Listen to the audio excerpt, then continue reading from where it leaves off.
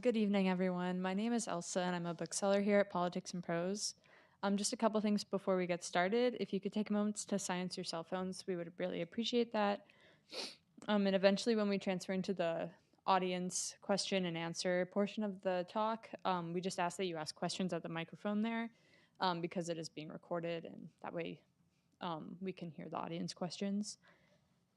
Tonight, I'm excited to welcome Myriam Gurba, celebrating the release of her new book, Poppy State, A Labyrinth of Plants and a Story of New Beginnings, a work of narrative nonfiction that deals with themes of language, power, and ancestry in California's ecology.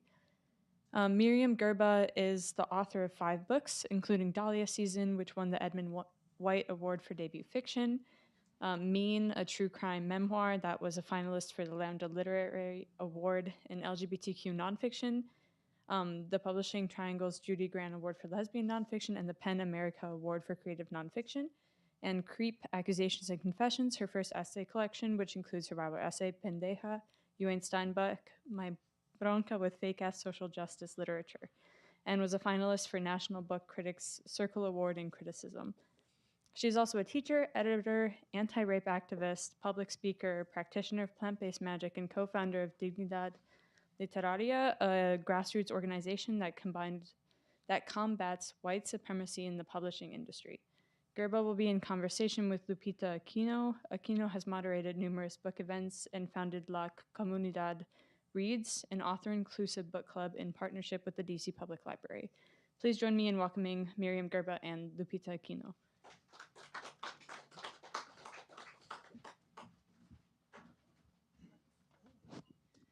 Hello, hello, it's on. Thank you so much Hi. for joining us. Hi. I like seeing new and friendly faces. Thank you to Politics and Prose for hosting us. And I'm so excited to be here with you for your newest book. Same. Is this on? Is this on? Yes? Yeah. Yeah, can you hear me in the back? Okay, amazing. Yeah, go ahead. Yeah, so I was going to begin tonight's reading by giving all of you a sense of this book and its texture. Poppy State, A Labyrinth of Plants and a Story of Beginnings is structured as both a labyrinth and also as a multi-cursal maze. And the labyrinthine quality was created by several structural anchors. Plants serve as those anchors, but so do vintage photographs, and so do other pieces of ephemera, including newspaper clippings from my hometown's newspaper. I'm from Santa Maria, California, as well as some other historical documents. And so I'm going to begin by reading some of those ephemeral pieces to give a sense of the texture. So I'll start with a letter to the editor, Halloween, trick or treat for youngsters, Santa Maria Times, Monday, bless you, October 28th, 1991. To the editor, Halloween is quickly approaching, and many are excitedly picking out costumes, planning parties, carving pumpkins, and buying all kinds of treats for the kids. Bless you. Oh, goodness. As a born-again Christian of over 30 years, a true soldier in God's army and an adversary of the devil, my heart becomes very burdened every year as Halloween approaches. While many are celebrating blindly this satanic holiday, I become very aware of the sequence of events that are about to happen. I can no longer sit back while the world covers up these horrendous crimes with masks and candy.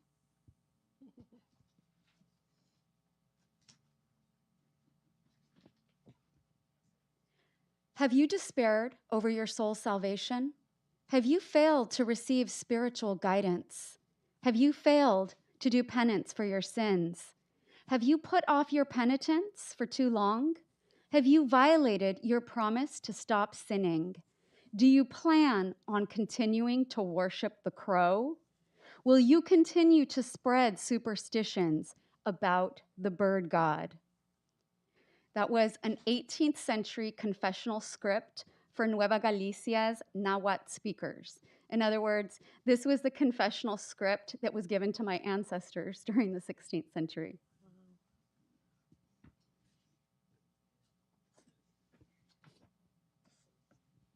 Santa Maria Times, Saturday, March 9th, 1895. The death of an old German in Monterey County from the effects of mushroom poisoning reminds us that there is said to be but one sure method of distinguishing mushrooms and toadstools. That test is to eat them. If they kill you, they are toadstools. If they do not, they are mushrooms.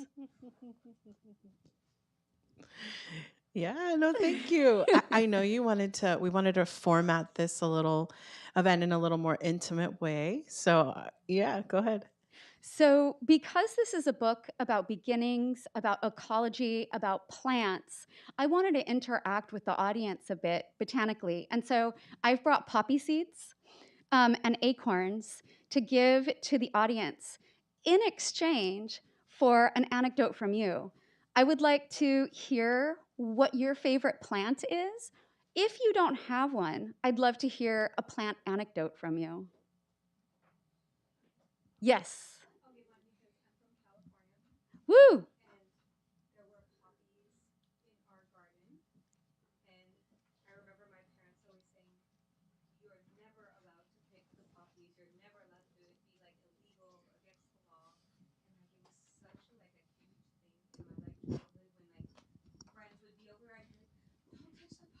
Same.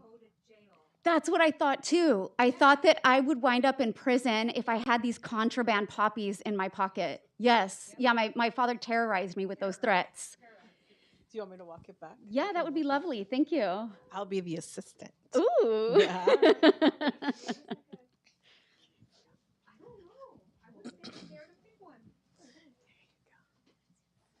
Thank you so much for that. We have time for 2 more folks. Would anybody else like to share a plant anecdote or share what your favorite plant is? Yes. So let's make sure it's. Ooh, okay.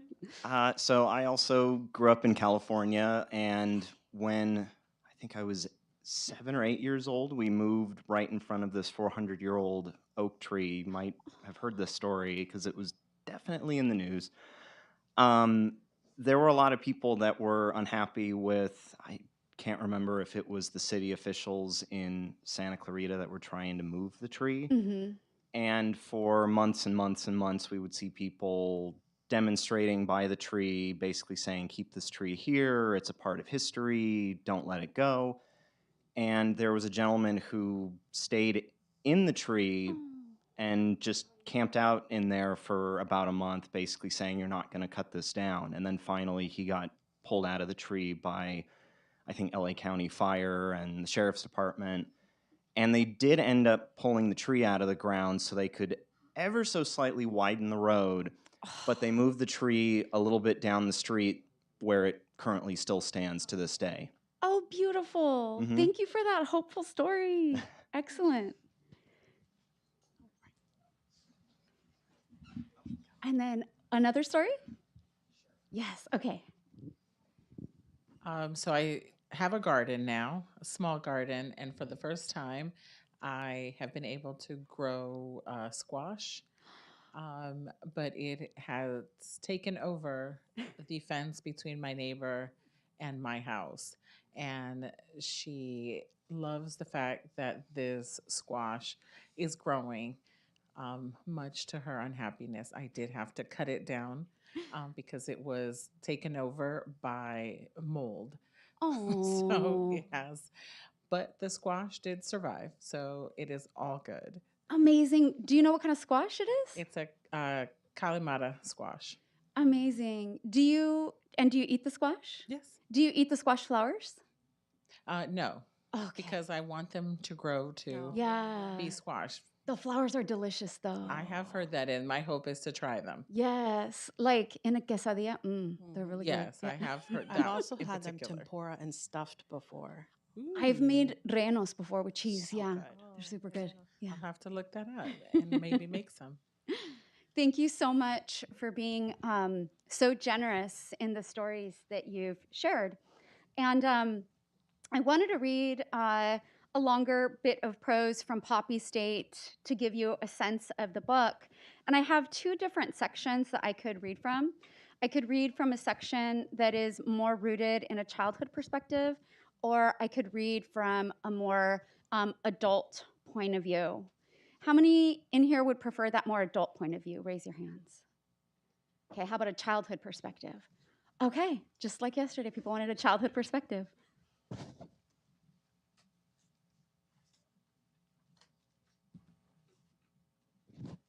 So just to give a little bit of context, this book opens on the playground during the late 1980s.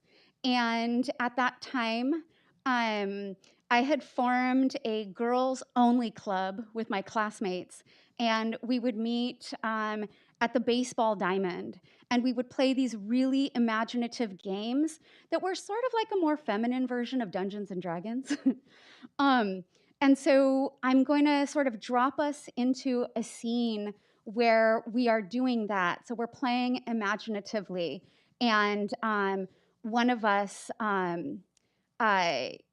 develops a villain who we have to spend the rest of recess at war against. And the names of the girls in this club are Amber and Naomi and Charlotte. One afternoon, Amber raised her string bean arms, threw her head back, and yodeled, "We're under attack! We're under attack!" Who is it? A witch. Her name is Lavinia. Lavinia, Charlotte and I echoed. How does Lavinia fight? Asked Naomi. With lightning. To save ourselves, we had to defeat this hag with our own electricity. Our weapon grew on the other side of the schoolyard fence. This chain link barrier separated our campus from the adult world. Just past it, a mini Narnia tempted us to break rules. Single-story homes and a church bordered the vacant lot. Ivy swallowed the fences, protecting backyards, and what wood we could see through the waxy leaves had rotted. Storage sheds peeked across the tangled foliage. A footpath snaked through the dark soil, ending at a sidewalk. Corvids nested in the Monterey pines. Their thick boughs filtered sunlight. In the middle of this enchanted real estate, a fiery cluster of flowers blossomed. Only a California golden poppy could neutralize Lavinia's magic. We came up with a battle plan. Each of us had 30 seconds to dash through the gash in the chain link fence, pick a weapon, and return to the dugout with it. Failure would result in exile to another dimension. I feared what might happen to me in this one. My dad says it's against the law to pick those. They're our state flower, I said. Charlotte nodded. Yeah, I've heard that too. Naomi fidgeted. Amber folded her arms into wings. Are you a chicken? She flapped. Bark, bark, bark. I dropped to a starting position, double knotted my shoelaces, and took off. None of us were able to complete her mission in time. All four of us got booted to shittier dimensions, but the beauty of playground time is that it begins anew with each recess. The day following our banishment, we got to work creating a world without a lightning bolt-wielding witch. We moved on to fresh challenges, and I never did tell the club why I failed at my mission. I sabotaged myself, moving too slowly to make it to the poppies in time. Breaking plant-related laws intimidated me, and I didn't know what the police would do if I got caught with a contraband flower in my sweatpants pocket. Weren't poppies what heroin was made of? Hadn't heroin killed John Belushi? He and Steve Martin were my dad's favorite comedians.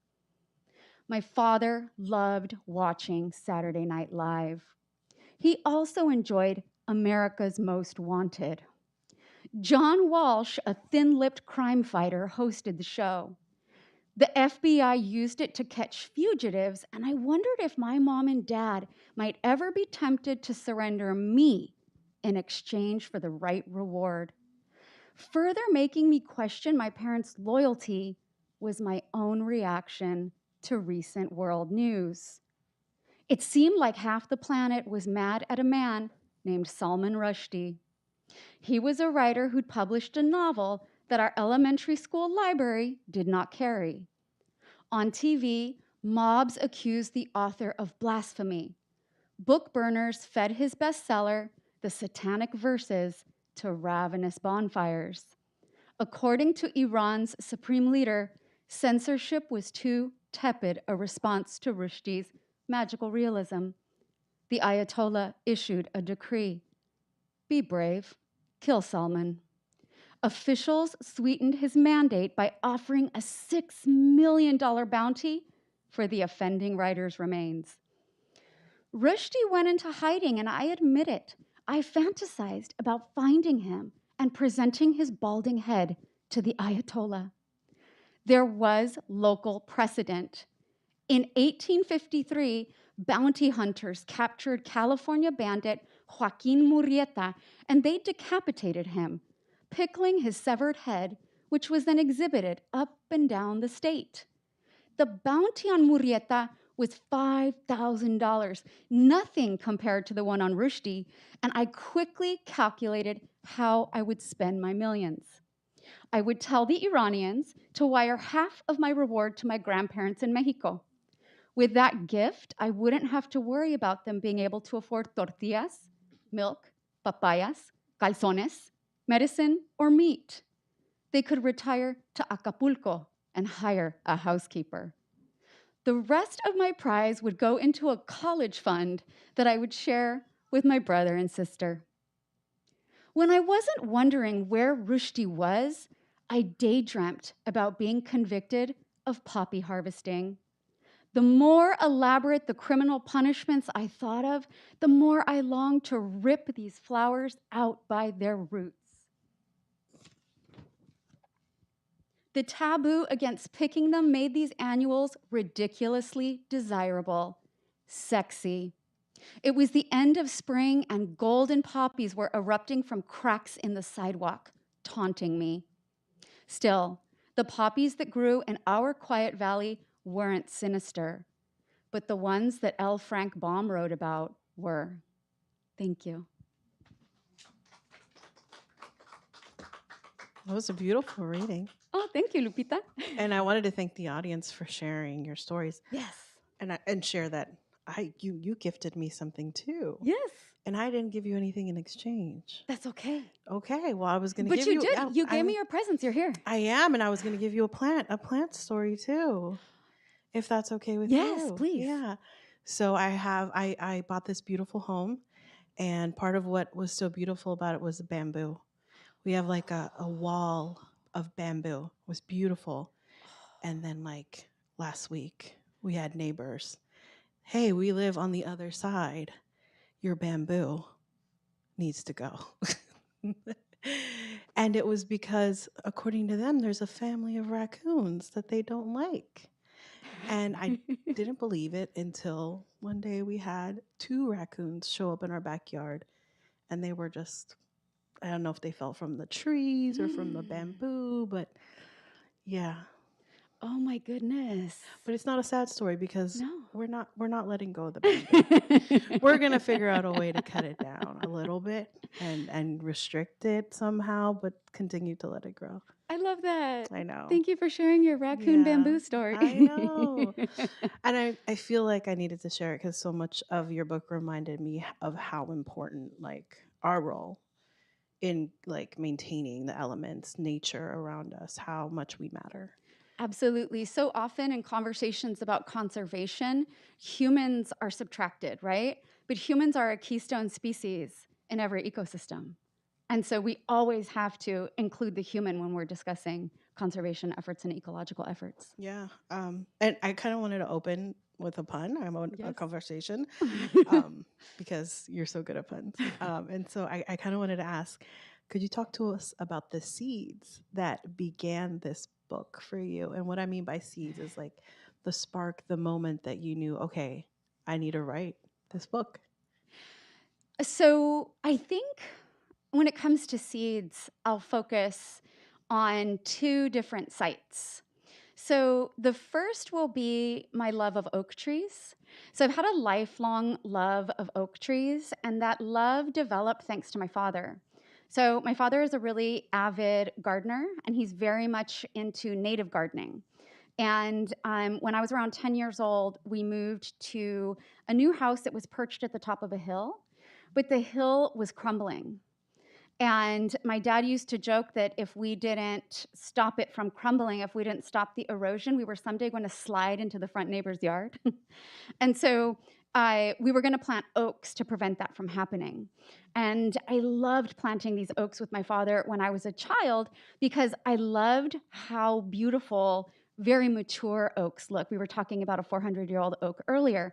And as a child, I had like incredible affection for these very old oaks. I would almost get like romantic crushes on them, right? Like I thought they were like almost like beautiful women, right? And so when we planted these oaks on the hill, I was disappointed because they weren't of this elderly, sexy variety. And I was going to have to wait at least 200 years for them to ripen.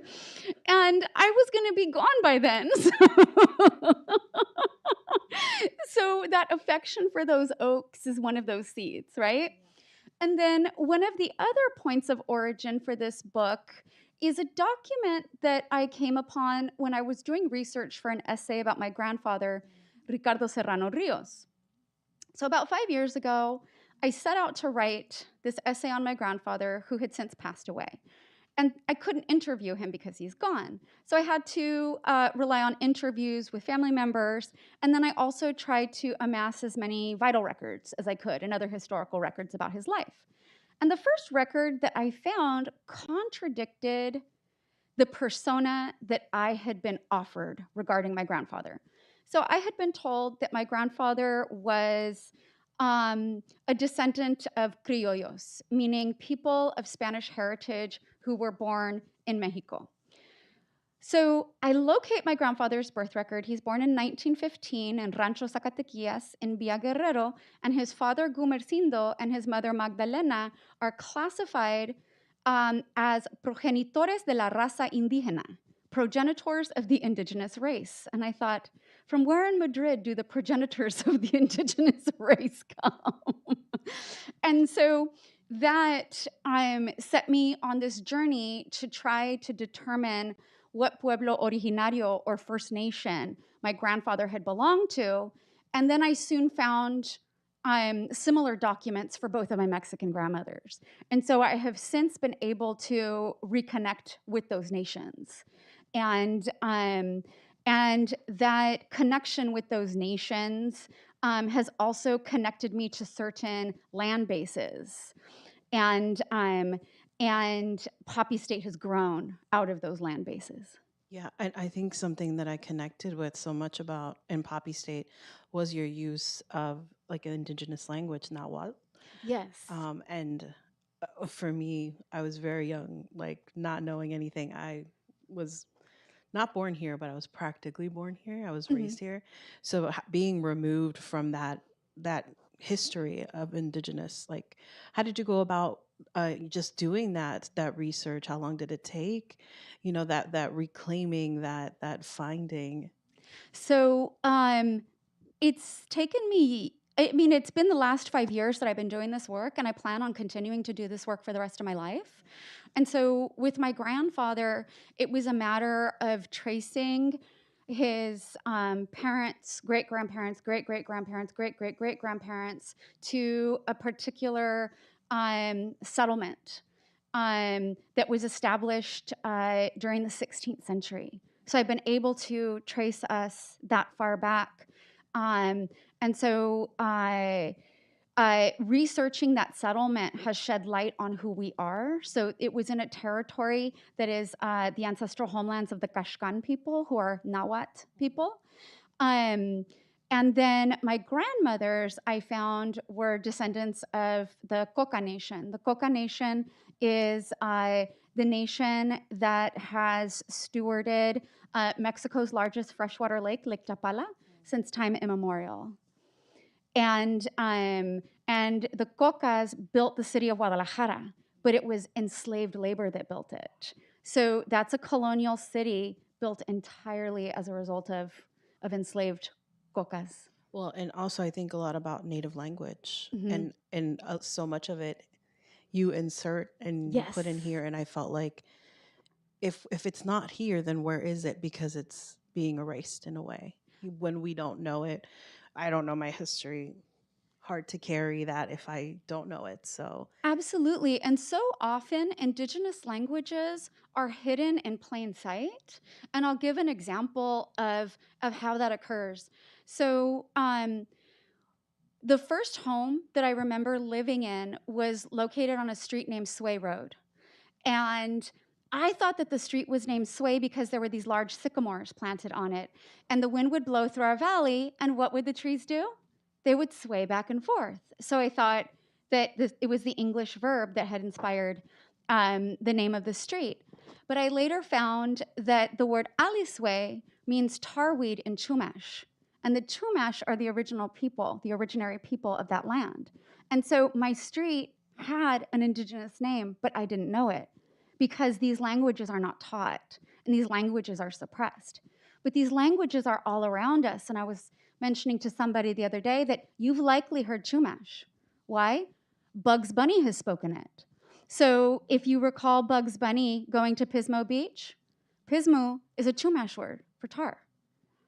So it's all around us. We just can't hear it sometimes. yeah, I mean, I feel like that's part of what I really felt so seen in with your book is being able to reclaim that. I know I did a deep dive when I was young, and I was like, I actually have not one word tattooed. I got a tattoo when I was in my 20s because I was that interested in wanting to reclaim. Would you mind sharing what word? I can't. It's been so long. I Okay. can't remember. I know its meaning, but I can't remember right now. I'll Mhm. get back to you. So I did want to talk a little bit about going back. You described this book as a book about the resilience of California, and while I was reading it, that was it's so obvious. Like I understood it as, to me, reclaiming, rewriting a real California, like our California. And then later, I actually read and learned about the day that you submitted the final draft of the book. Yes. And so I was curious if you could talk to us about that day and the journey to writing this book and the aftermath. Yeah. So I wrote this book with the botanical subjects that anchor it. In other words, I wrote this book with poppies. I wrote this book with elderberry trees. I wrote this book with oak trees. And I say that because every day that I was engaged in my writing process, I would go to the Angeles National Forest and I would hike for an hour or two. And I would spend time with these plants and also with various animals. During those hikes, I had an encounter with a bear. I had encounters with coyotes. I saw a lot of hawks and falcons. But I would ask these beings for permission to write about them, and I would ask them to assist me. And I would also forage for botanical items.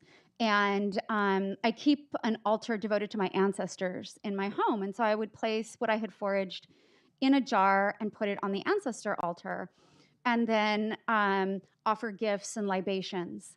And so that was part of my writing practice for about 9 months. And the day arrived that I was ready to file my manuscript. And I was really pleased that day. I filed it. And then the day after, the forest that I wrote this work with caught fire. And Pasadena and Altadena both burned. And it was incredibly shocking. And I was one of the households that had to evacuate. We received an evacuation notice and we were told we had minutes to leave. And so one of the few items that I grabbed and took with me was the jar with those botanical items because I didn't know if the areas where I had foraged and I had spent so much time communing with these various beings had survived or not. And luckily, our home did survive. But there's quite a bit of devastation, and Altadena and Pasadena are not the same. Yeah. Yeah. Yeah. Honestly, I just feel like that makes your book even more important. It's just like a weird place to go in to just write about something that you're observing as an admirer Yeah. versus now something that feels like it's being like a preservation. Yeah.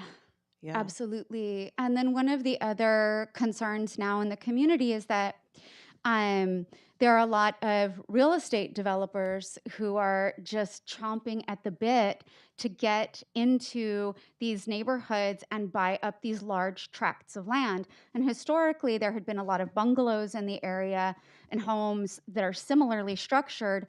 But developers now want to build these large, boxy apartments, and there are oaks in their way.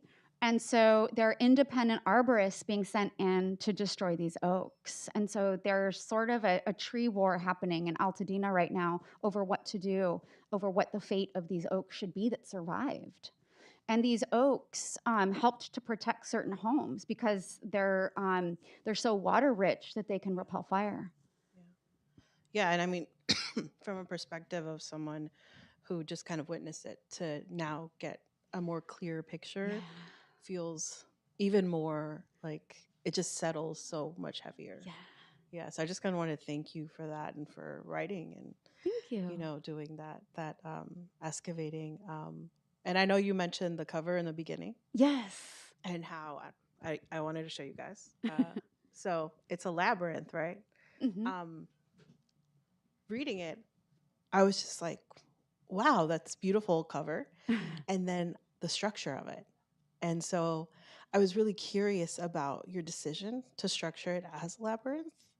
And what about the structure, like, really felt right for the themes that you wanted to explore? Which feels like an obvious question.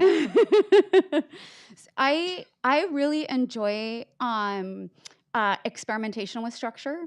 And I tend to experiment quite a bit with structure with all my work. I thought that a labyrinth would be ideal for telling the sorts of stories that I was interested in relating, because in many ways, Poppy State is an account of a certain kind of spiritual sickness. And this is a spiritual sickness that is prevalent throughout Latin America, and it's called susto.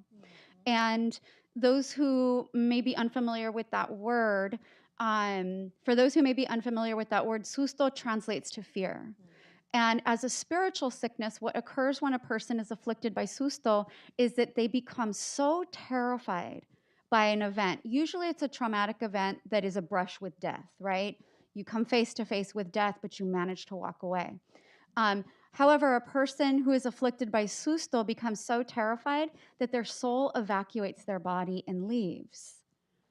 And so that wound needs to be repaired for the soul to be able to come home. And so the body needs to be sweetened and be made into a sweet home. And then also the land where the offense took place has to be healed as well. And I've had various experiences in my life where I've had these brushes with death. And because of that, I've become very disoriented, and you could say that PTSD is a somewhat imprecise Western equivalent of susto, but Western interventions for PTSD did not help me. I had to engage in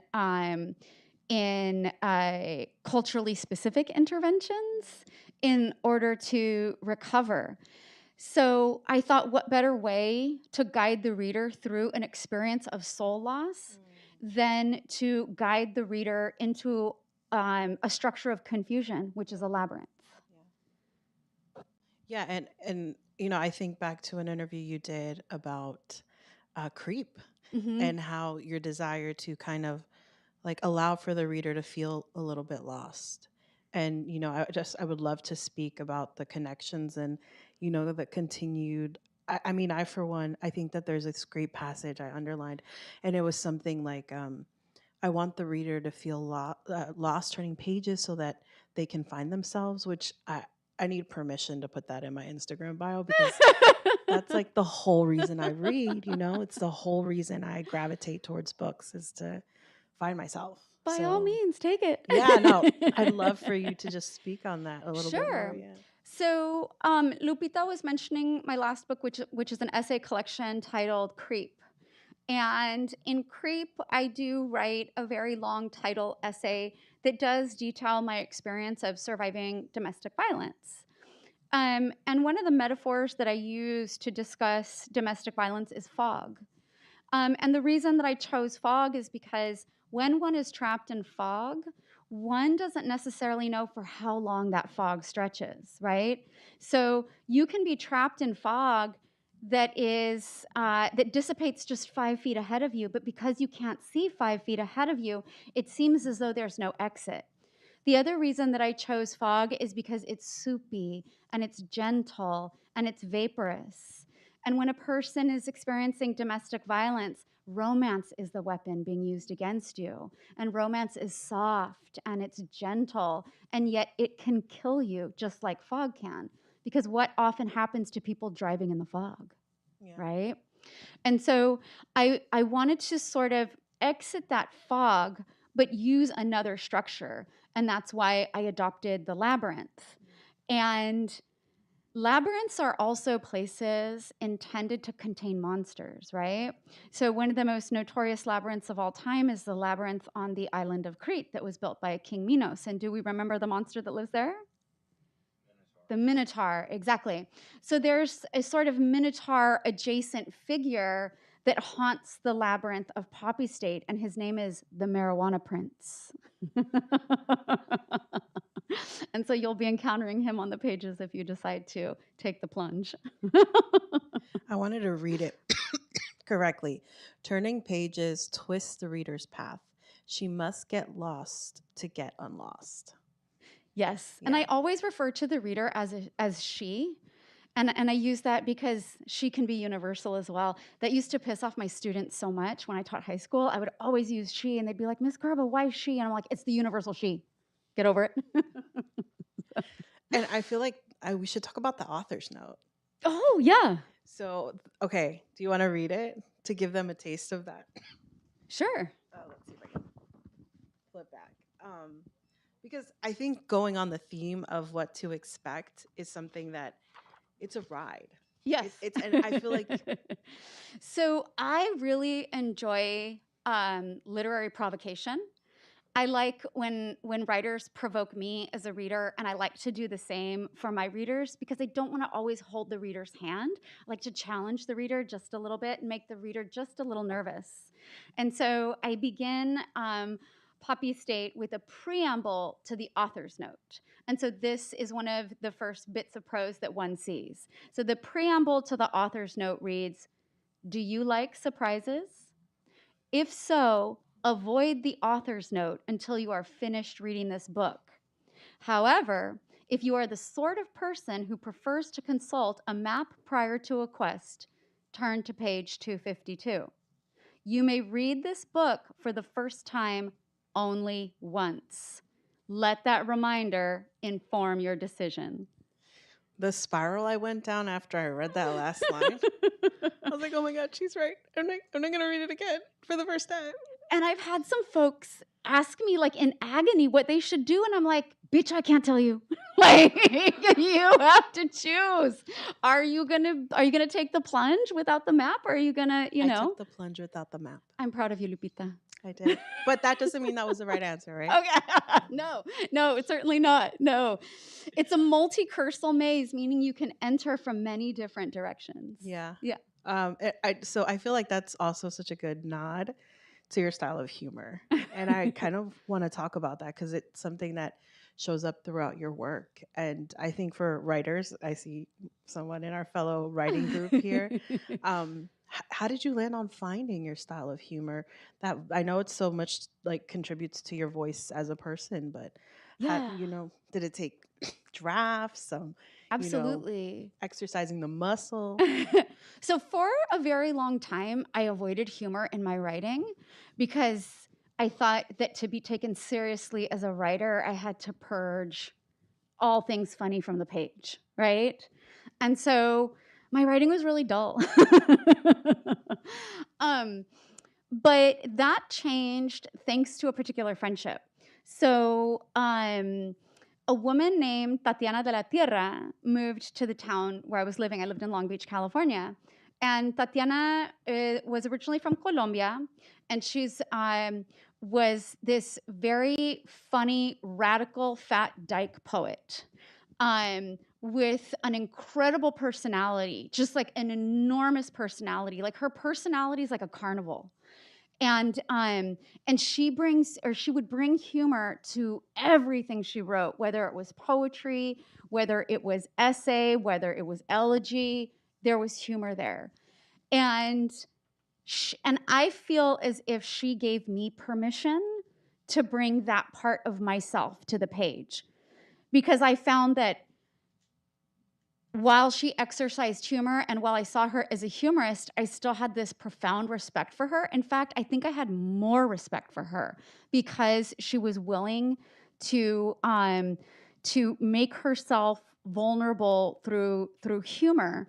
And I think women who do bring humor to the page and who are comedic in general are sometimes maligned for it because humor is innately aggressive.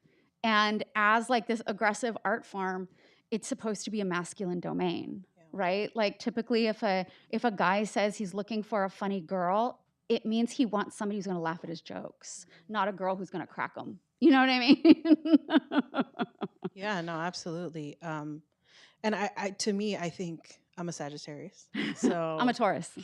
we use humor in all types of awkward situations when we're not supposed to. And I feel like that's why I connect with your style of humor so much, because I know it comes from a place of understanding versus I'm just going to make a joke about this really terrible thing that happened in my life.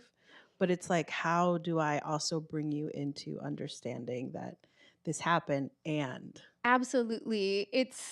I think that a lot of people who have survived various forms of marginalization rely on humor in order to stay alive and in order to diffuse situations, right? It really, really disarms people. So it's a way of sort of stunning the bully or getting the bully to giggle or to like you. And so when I can elicit that giggle, I always feel like I've won a trophy, you know? oh no, me too. It's bad though, because I do it with my therapist, which is probably not a good idea. So I want to leave time for the audience questions, but I have one more burning question I want to ask. So I finished the book, and then I read Carmen Maria Machado's blurb, and I was struck by the fact that she said Gurba is the poet laureate of righteous anger and reclamation, and I was like, heck yeah. And then I thought about meme and creep and poppy seed.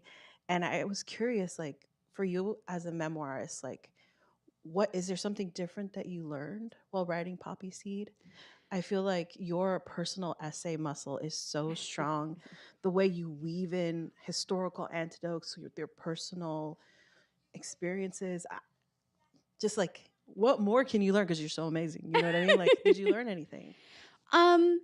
So when I was writing Poppy State, I was given this excuse to really nerd out over botanical phenomena, and I was given permission to take deep dives into the botanical history of my own backyard, my hometown. And so I came upon a botanist named Ida Mae Blockman, who was active in Santa Maria. And during the late 19th century and early 20th century, anybody could declare themselves a botanist. And boom, you're a botanist. And you would go on these botanizing expeditions and you would collect specimens and then you would submit them along with your name. And lo and behold, you would have 10 different plants named after you. So Ida Mae Blockman is one of these individuals. And I actually have a Blockman's daisy growing in my garden in Pasadena. But it was really incredible to learn about these figures who had existed in my own backyard, so to speak, 100 years earlier. And I incorporate a lot of her column to create texture for the labyrinth. In the 1890s, she was given her own botanical column called Our Wildflowers. And so you'll hear from Ida in the book too. Yeah, no, that's awesome. Thank you. So, anybody have any questions that you want to ask? Now, if not, I have a list. We can also give people a chance to like think and Yeah. cogitate. So I'll ask one. I'll ask one more while people think, and then feel free to raise your hand if something comes up. So again, back to the puns. Something that again felt so special to me in the book is that you're not afraid of white spaces. Yes. I said no pun intended there. And in poppy seed, it's like it feels even more evident, and I feel like I wish I could show you all, which I probably can. So here's one, and I underlined it because I felt it was so powerful. So just the white spaces, but then going back to, and I was just curious, like for me, it felt like asking the reader to slow down with you, really take in. And so I wanted you to kind of elaborate a little bit about that. And like, yeah, you're no fear of white spaces. So the white spaces are there so that the reader can take a beat, and note that like some of these pieces are built through accretion of these small units of prose, right? Almost in the way that a poem would grow, although I wouldn't quite classify them as poetry, but they do have like a poetic feel. And that's also intended to like have an incantatory effect on the reader.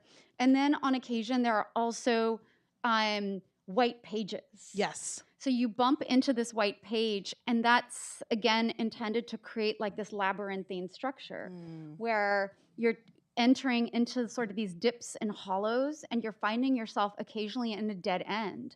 And what do you do at that dead end? And I would hope that some readers could sort of sit in those dead ends and consider what has brought them to that dead end before they proceed. Well, you know what brought me to that one dead end. I also have to mention the photographs. Yes. So visual elements that you included, a lot of them, all of them black and white. So yes, they're so haunting. Yeah, so all of the photographs of people are of my family. Oh, wow. So I write quite a bit about ancestors, most of them Mexican and indigenous, although I do have Polish ancestry through my paternal grandfather.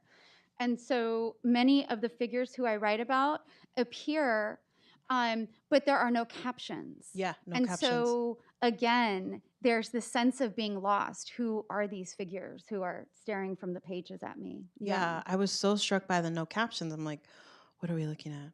And then I was like, what are you looking at? You know, to have that beat, that pause, to just be like, okay, where am I? There's also an apartment that's cited, and I write a lot about the plants that I brought into an apartment and that I took care of in this apartment. And all of the interior photos of apartment are that apartment. So you can see into the spaces that I'm writing about. Yeah. No, I mean, they're really cool. They're really cool. Anyone have any questions? Or if you also wanted to share what your favorite plant is or a plant anecdote, we can still do that too because I have more seeds. Hello. I wasn't here for the very first part of your question, your presentation. Mm-hmm. I just wondered, why did you choose the title Poppy State? So I chose the title Poppy State because the original title that I wanted was taken. I had initially intended to name the book something else, but when I was pushed to develop a new title, I wanted to choose a title that honored California and that also honored one of the plants that is sort of the star of the work. And so Poppy State conjures the idea of California. So there's no reference to the country Afghanistan? No, but there are references. The opium poppy is grown.